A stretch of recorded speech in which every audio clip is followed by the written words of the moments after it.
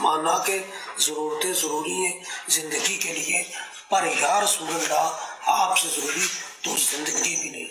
گناہ گار ہوں، بد کردار ہوں، سیاہ کار ہوں، خواہ کچھ دوں، یا رسول اللہ آپ کی امت سے ہوں اور آپ کی سفارش دے کر مرنے لگا ہوں۔ مجھے امید ہے آپ میری سفارش کروائیں گے، مجھے بخش پائیں گے۔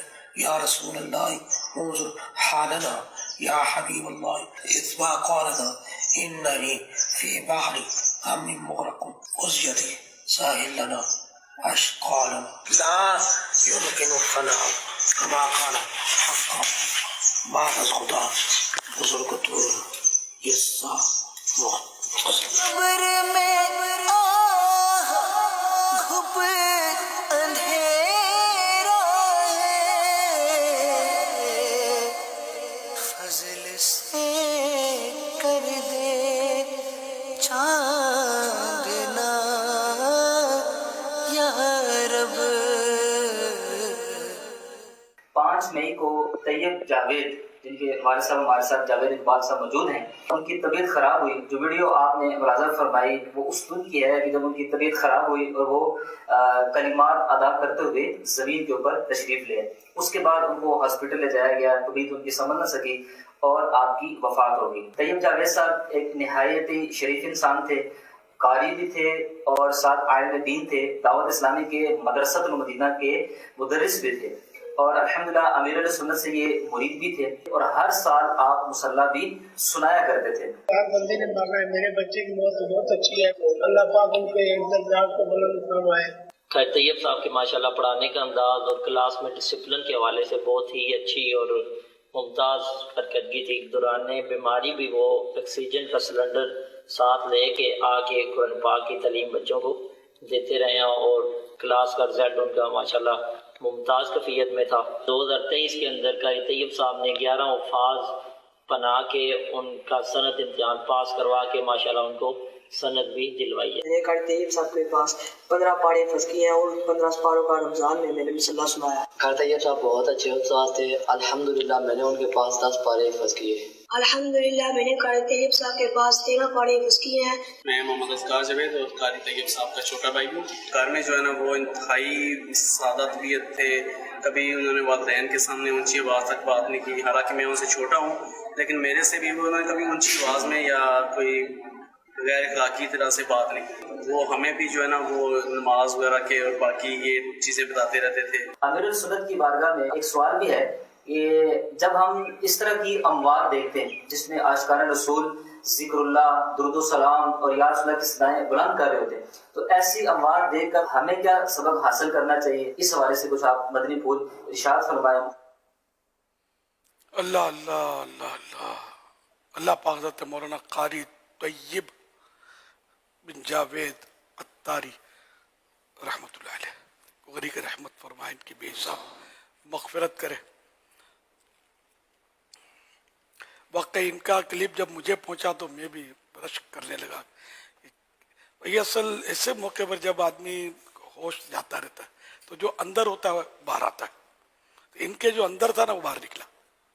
اللہ اور رسول کی محبت ان کے اندر تھی تو الحمدللہ یہ باہر نکل آئی، اور ذکر مصطفیٰ کرتے کرتے کرتے یہ دھڑام سے گرے۔ وہ بعد از خدا بزرگ توئی قصہ مختصر، غالباً یہ ان کے آخری الفاظ تھے۔ یہ سرکار صلی اللہ علیہ وسلم کی نعت کا ایک اہم ترین مصرع ہے یہ کہ شاہ عبد العزیز محدث دہلوی رحمۃ اللہ علیہ کی ربائی انہوں نے پڑھی تھی، تو اس میں یہ آخری مصرع بعد از خدا بزرگ توئی قصہ مختصر، یا رسول اللہ صلی اللہ علیہ وسلم خدا کے بعد اگر کوئی فضیلت رکھنے والی ہستی ہے تو وہ آپ ہی ہیں۔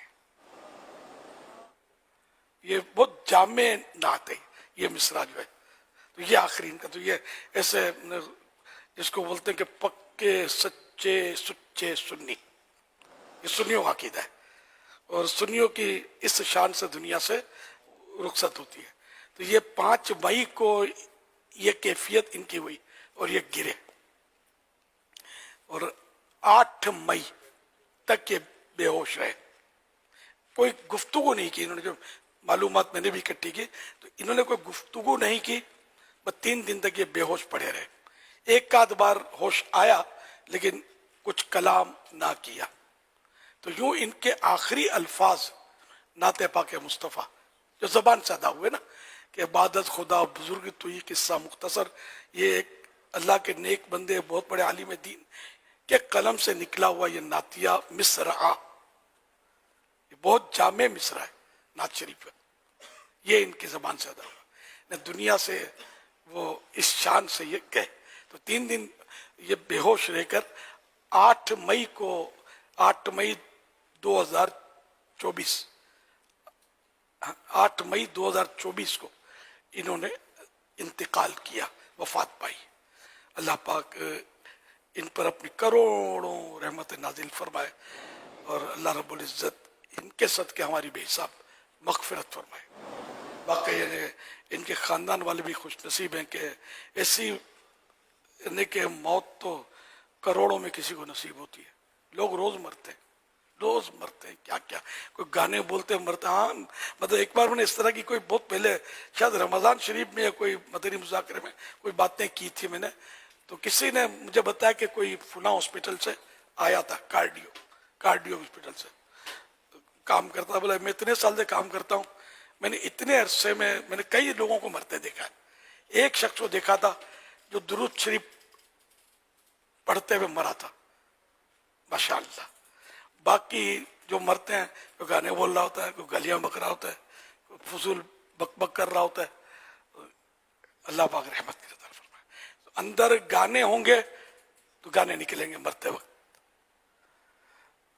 گالیاں ہوں گی تو گالیاں نکلیں گی، اور اگر درود و سلام ہوگا تو وہ نکلے گا زبان سے. اللہ اور رسول کی محبت ہوگی تو اس کا اظہار ہوگا. اللہ پاک ہمارے عیب چھپائے. بعض وقت آپریشن کے بعد بھی جو غنودگی ہوتی ہے نا، اس میں بھی اچھے کلمات زبان سے نکلتے ہیں. حاجی عبید رضا کے بھی اس طرح کے آپریشن کرواتے ہیں، بہت اچھی باتیں غنودگی میں کی تھی. لیکن اب وہ سوشل میڈیا کا شاید دور نہیں تھا کہ کوئی ریکارڈنگ ہو جاتی یا کوئی ایسا تھا نہیں ریکارڈ کر لیتا اس کو. اور بھی کبھی کلپ ایسے چلتے ہیں کہ بے ہوشی میں کوئی اس طرح کے موقع پر اچھے کلمات بول رہے ہوتے ہیں. تو یہ سب مطلب ہے میرے آقا کی مدحہ سرائی اہل سنت کے حصے میں آئی، سب کی آقا نے بگڑی بنائی، ہم بھی قسمت جگائے ہوئے ہیں. تو الحمدللہ پھر دعوت اسلامی میں اس طرح کے واقعات کچھ زیادہ ہی سنے جا رہے ہیں. یہ بھی ایک اشارہ نہیں ہے کہ دعوت اسلامی ایک اچھی تحریک ہے، اور جو دعوت اسلامی میں آتا ہے وہ باہر ایسا ہوتا ہے کہ اگر اخلاص کے ساتھ آتا ہے تو نیال ہو جاتا ہے. تو ہم نے دیکھے بڑی اٹھان لیتا ہے، بڑی اس کو ترقیاں ملتی ہیں دین و دنیا کی. اور جو دعوت اسلامی سے ٹکراتا ہے، میں یقین مانے میں نے دیکھا ہے ان کو تباہ و برباد ہوتے ہوئے، خوار ہوتے ہوئے کہ یہ دین کا کام کر رہی ہے. اب دیکھو نا، پوری کوٹھی ہے، خوبصورت بنگلہ ہے، واش روم بھی تو ہوتا ہے نا اس میں. اب کوئی واش روم کوئی لے کر بیٹھ جائے، اب اس کو مکھی کا خطاب ملے گا یا گوبر ہی لے کر گوبر کے کیڑے کا ہی خطاب اس کے شاہ نشان ہوگا کہ یار یہ واش روم کے پیچھے کہاں کو پڑ گیا. یار ہوتا ہی ہے، تو ہر کوٹھی بنگلے میں ہوتا ہے. تو ایک سمجھانے کے لیے عرض کر رہا ہوں. تو جب بہت بڑا کام ہو تو اس میں کچھ 19-20 ہو بھی جاتا ہے، سمجھے. تو اس کو دیکھ کر ایک پوری تحریک کو آدمی بولے کہ یہ یوں تو یوں. ایک مسلمان شراب پیتا ہے، غلط کرتا ہے، گناہ کرتا ہے. اب اس شرابی کو لے کر بولو کہ اسلام ہی معاذ اللہ ایسا، یا مسلمان ہی ایسے ہوتے ہیں، یا کوئی عالم صاحب بھول کرتے ہیں. تو اب یہ کہ سارے علماء ایسے، یار یہ کیسے ہوگا یار؟ یہ تو اس ہے نہیں، بلکہ قیامت کے دن تو بیٹے کا جو ہے وہ باپ جواب دینی ہوگا، باپ کا بیٹا جواب دینی ہوگا. سب کو اپنی نفسی ہوگی کہ اگر بیٹا نعوذ باللہ ایمان پر دنیا سے نہیں گیا تو باپ کو اٹھا کر دوزخ میں نہیں ڈالا جائے گا کہ تو بیٹا تو تیرا، تو بھی ایسا نہیں. باپ جنت میں موج کر رہا ہوگا، بیٹا اپنا بھگت رہا ہوگا. تو یوں مطلب یہ کہ دل ہم سب کو بڑا رکھنا چاہیے کہ ایک دین کا کام کرنے والی تحریک ہے جس نے مطلب اتنے غیر مسلموں کو مسلمان کیا ہے. آئے دن آپ دیکھتے ہوں گے اسکرین پر سوشل میڈیا پر دھڑا دھڑ لوگ کلمہ پڑھ کے اسلام میں داخل ہو رہے ہیں. اب یہ دیکھنے والی چیزیں ہیں. بے نمازی اتنے ماشاء اللہ الکریم نمازی بن رہے ہیں, یہ دیکھنے والی. روز کی 1.5 یا 2 مسجدیں دعوت اسلامی دنیا میں بنا رہی ہے. ہاں روز کی کہیں پلاٹ دیا جا رہا ہے, کہیں اوپننگ ہو رہی ہے, کہیں نمازیں شروع ہو رہی ہے, کہیں اتنی بڑی دنیا ہے. تو یہ ہمارا وہ جو ہے اندازہ ایوریج 1.5 سے 2 مسجد ڈیلی. یار یہ دیکھنے والی چیزیں. اتنے جامعات المدینہ وہ اتنے سارے مطلب ماشاء اللہ الکریم درس نظامی کر کے فارغ ہو رہے ہیں. اتنے ماشاء اللہ دعوت اسلامی نے علماء امت کو دے دیے, اتنے حافظ قرآن دے دیے کہ نہ جانے کتنی مسجدوں میں تراویحوں کے مصلی سنبھال رہے ہیں, کتنے مفتیان کرام دے دیے جو امت کی رہنمائیاں کر رہے ہیں, کتنے مبلغ ہیں جو مسجد گلی گلی جا کر لوگوں کو اللہ پاک کی راہ دکھا رہے ہیں, سنت کے راستے دکھا رہے ہیں, اور اللہ پاک کی بارگاہ عظمت سے بچھڑے ہوں کو اللہ پاک کی جناب میں جھکا رہے ہیں. یہ دیکھنے والی باتیں ہیں. وہ آدمی ان کو دیکھے اور دعائے خیر کرے, بلکہ اس کا حصہ بن جائے کہ چلو یار ایک نیک کام ہو رہا ہے ہم بھی مطلب کریں. ورنہ میں صحیح بولتا ہوں, میں نے دیکھے ایسے لوگ کہ جو حد سے تجاوز کرتے ہیں نا, ایسے پچھاڑ کھاتے ہیں کہ پھر نہیں اٹھ پاتے, اور غیبی مار پڑتی ہے ان کو. اللہ پاک ہم سب کو عقل سلیم عطا فرمائے, نیک ہدایت دے کہ ہم مطلب یعنی کہ دین کی خدمت کریں, دین کا کام کریں. سنتیں عام کریں, دین کا ہم کام کریں,